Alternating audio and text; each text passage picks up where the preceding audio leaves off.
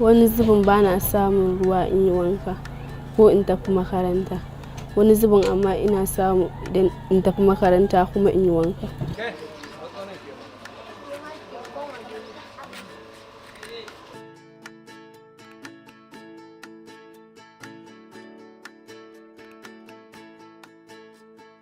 Da safe in na tashi in nayi sallah in ɗauki botiki in tafi ɗiban ruwa.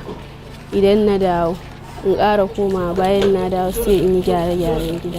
Lokacin makaranta yayi in yi wanka in tafi makaranta. Idan babu ruwa kuma sai in haƙura in tafi bohal in bi layi.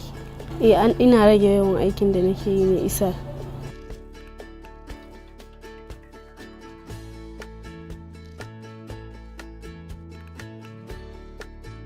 Ga inda muke ɗiban ruwa amma yanzu ta kafe sai mun fita muke ɗebo. Na abincin ma sai an fita an samu, in ba a samu bane ake siyan fiye wata.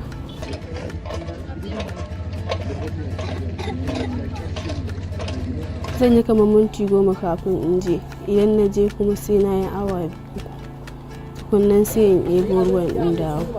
Ina yin kamar awa 6 a bohal wajen ɗiban ruwa.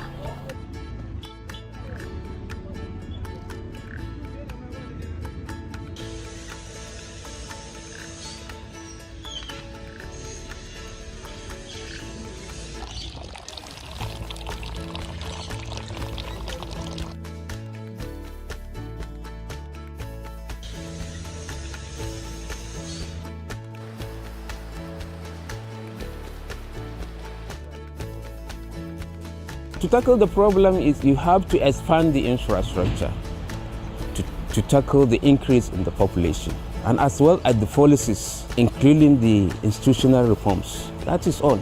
The infrastructure we have used to be based on the population we have 20 years back.